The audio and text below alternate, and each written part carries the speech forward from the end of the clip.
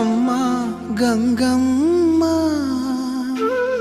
కృష్ణమ్మకు చెప్పమ్మా కష్టం కలిగించొద్దని యమునకు చెప్పమ్మా సాయమునకు వెనకాడొద్దని గోదారికి కావేరికి ఏటికి సెలయేటికి కురిసేటి జడివానకి దూకే జలపాతానికి నీతో బుట్టులందరికీ చెప్పమ్మా మా గంగమ్మ జీవనదివిగా ఒక మోక్షనిధివిగా పండ్లు పూలు పసుపుల పారాణి రాణిగా